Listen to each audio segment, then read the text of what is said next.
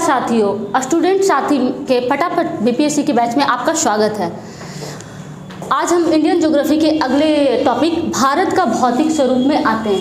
भारत का जो भौतिक स्वरूप है, वैज्ञानिक संरचना और शैल समूह के आधार पर 6 वर्गों में वर्गीकृत किया गया। वे हैं उत्तर पर्वतीय प्रदेश, जिसमें पश्चिमी हिमालय, पूर्वी हिमालय और उत्तर पूर्वी हिमालय हैं। उसके बाद है उत्तर का विशाल मैदान, उसमें उत्तर मैदान, पूर्वी मैदान और असम का मैदान।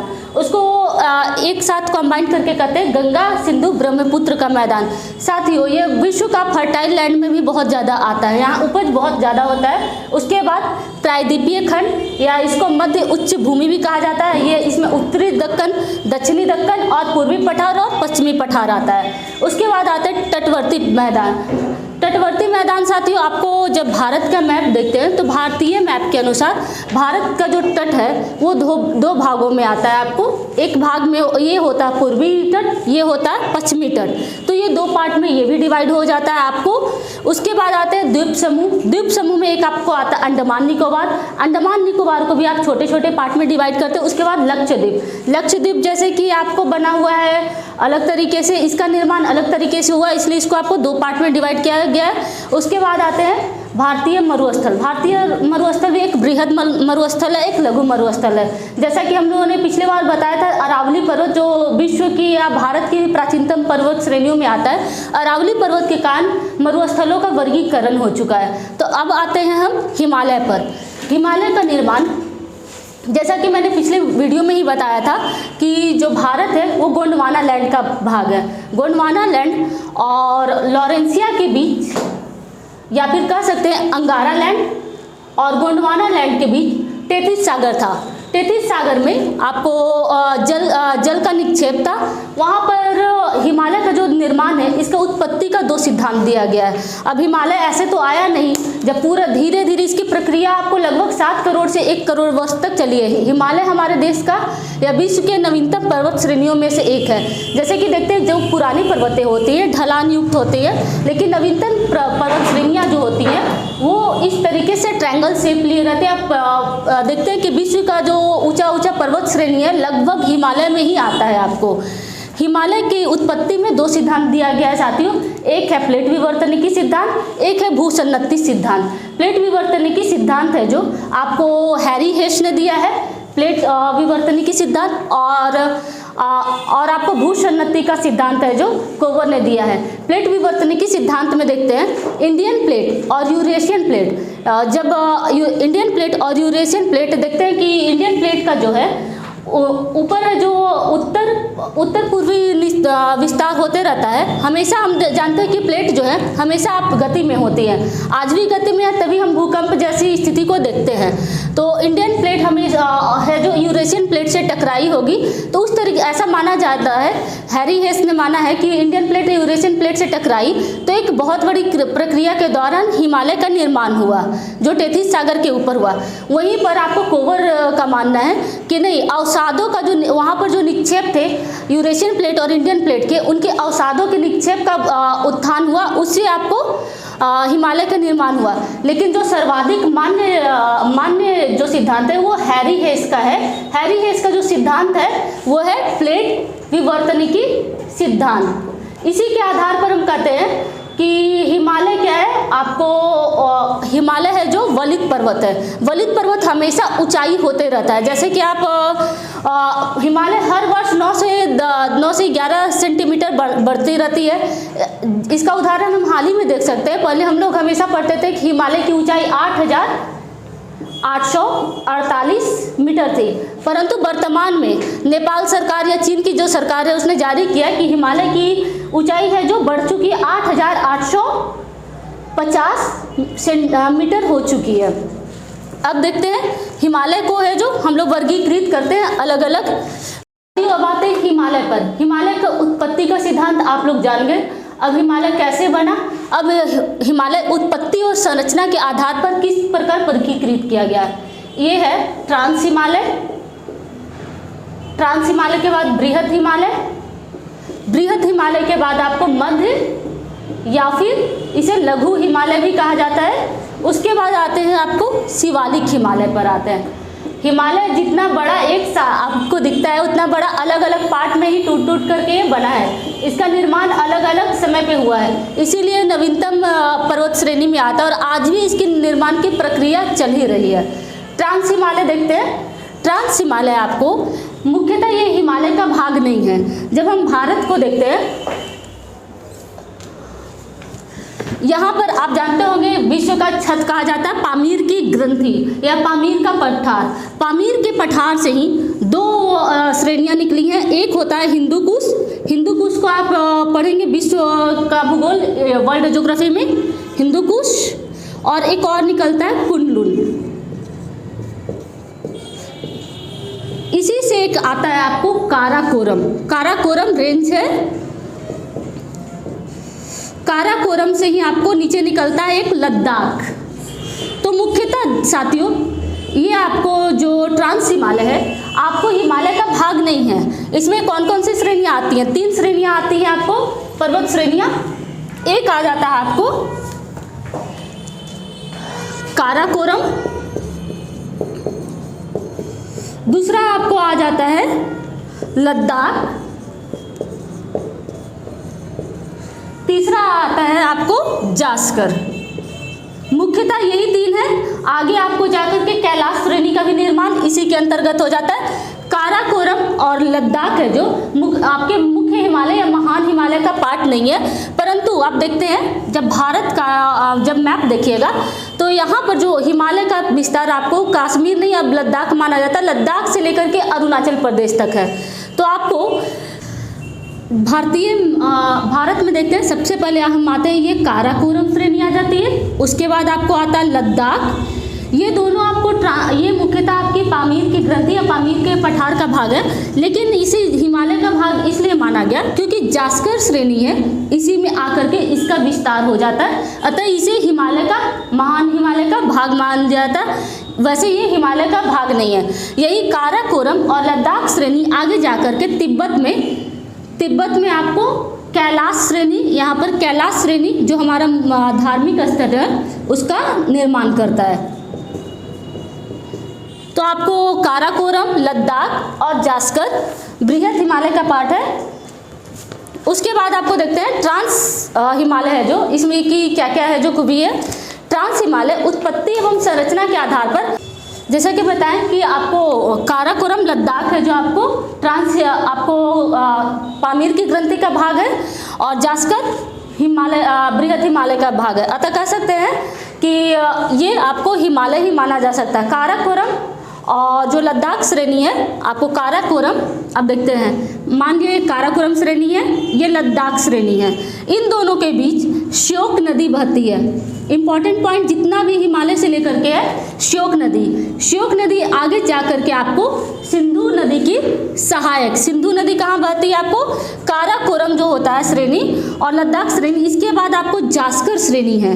जास्कर श्रेणी और आपको लद्दाख श्रेणी के बीच में आपको आ जाता है सिंधु नदी आपको ये अब जान ही रहे कि भारत और पाकिस्तान के मध्य सबसे बड़ा विवादित जल विवाद है ये, क्योंकि भारत विश्व में इकलौता ऐसा देश है जो अपने देश से जाने वाली नदी का 80% भाग दूसरे देश को देता है। तो आपको वो श्योक नदी, इससे 2 प्रश्न आपको बनते हैं। श्योक नदी किसकी सहायक नदी है? तो सिंधु नदी की। और एक और प्रश्न है कि जास्कर और लद्दाख श्रेणी के मध्य कौन सी नदी बहती है? तो सिंधु नदी। और लद्दाख और काराकोरम के मध्य श्योक नदी बहती है। उसके बाद आते हैं ट्रांस हिमालय, सबसे प्राचीनतम हिमालय है। उसमें भी आपको काराकोरम नहीं, लद्दाख और जास्कर की उत्पत्ति सबसे पहली हुई है।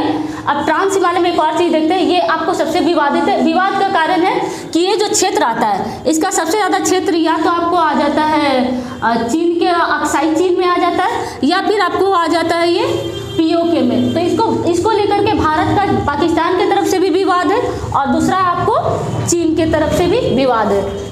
उसके बाद हम आते हैं ट्रांस हिमालय के बाद आते हैं बृहद हिमालय में। साथियों ट्रांस हिमालय से लेकर के एक और प्रश्न आपको महत्वपूर्ण आ जाता है।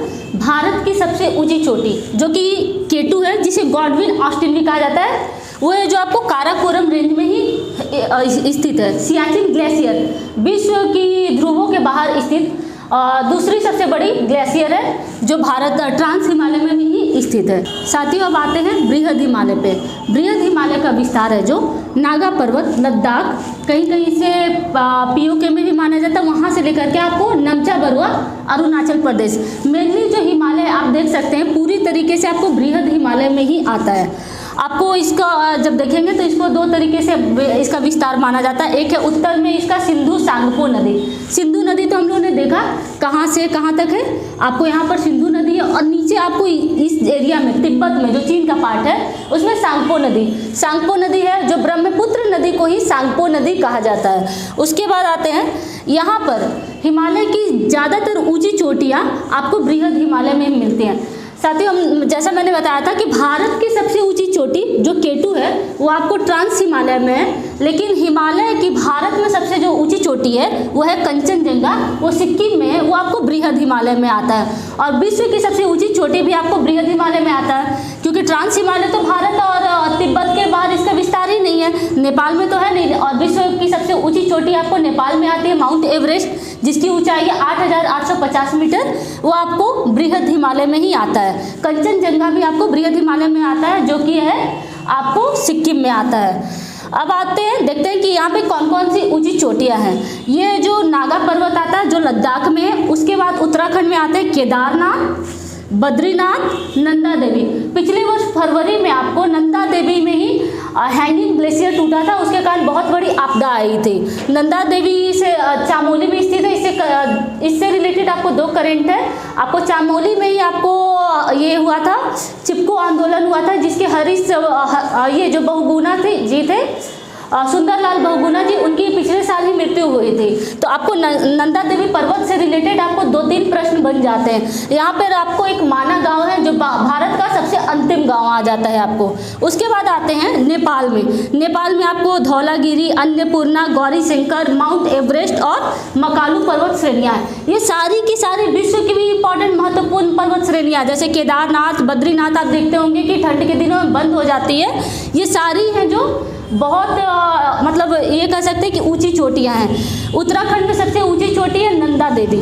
उसे उत्तराखंड में हिमालय पर्वतों को कहा जाता है कुमाऊनी हिमालय। ये इंपॉर्टेंट पॉइंट है क्योंकि इस तरीके का प्रश्न आता है कि असम में क्या कहा जाता है, यहाँ क्या कहा जाता है। उसके बाद आते हैं सिक्किम में। सिक्किम में आपको एक कंचनजंगा आता है जो कि भारत और तिब्बत के बॉर्डर पे आता है। उसके बाद अरुणाचल प्रदेश में आपको नमचा बरुआ आता है। नमचा बरुआ आपको सबसे अंतिम हिमालय का पार्ट है।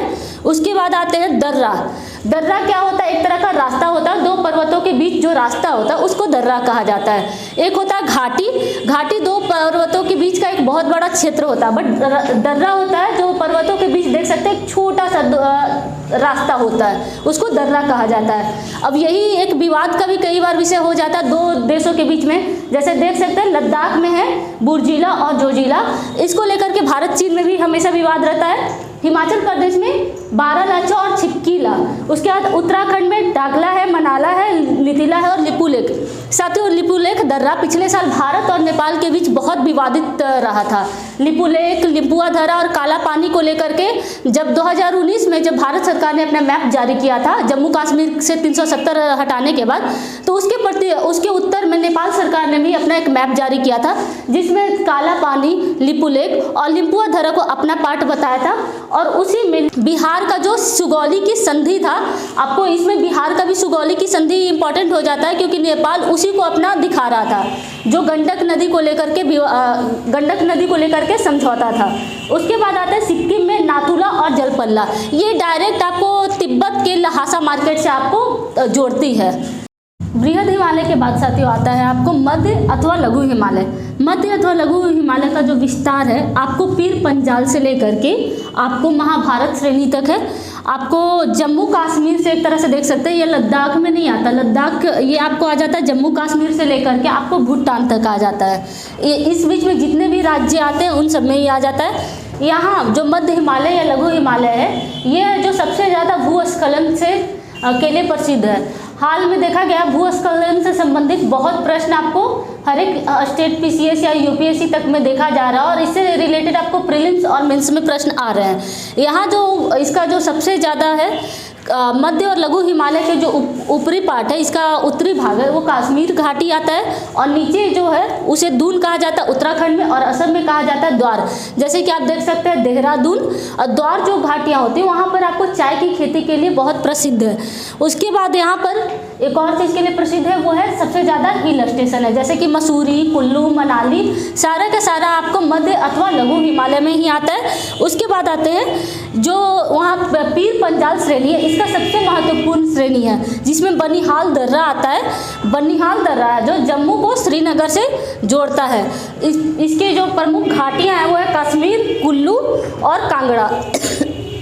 उसके बाद आते हैं इसको कहाँ कहाँ किस नाम से बोला जाता है, जैसे कि जम्मू कश्मीर में कहा जाता है इसे पीर पंजाल, हिमाचल प्रदेश में इसे कहा जाता है धौलाधर, उत्तराखंड में इसे कहा जाता है नागटिब्बा, और उसके बाद नेपाल में इसे कहा जाता है महाभारत श्रेणी। इस तरह के प्रश्न अक्सर बनते हैं कि किस राज्य में इसे किस नाम से बुलाया जाता है, जैसे कि उत्तराखंड में किस हिमालय को किस नाम से बुलाया जाता है। अब आते हैं शिवालिक हिमालय। शिवालिक हिमालय एक तरीके से देख सकते हैं कि आपको ये हिमालय में नहीं आता है, इसका निर्माण आपको बाकी हिमालय की जो श्रेणियाँ से निक्षेप आए जो टूट फूट के आए, और उसके साथ जो नदियों के निक्षेप से जो आए वो शिवालिक हिमालय हो गया। शिवालिक हिमालय के जो नीचे आते हैं वो गिरिपदीय मैदान या फिर तराई का मैदान होता है।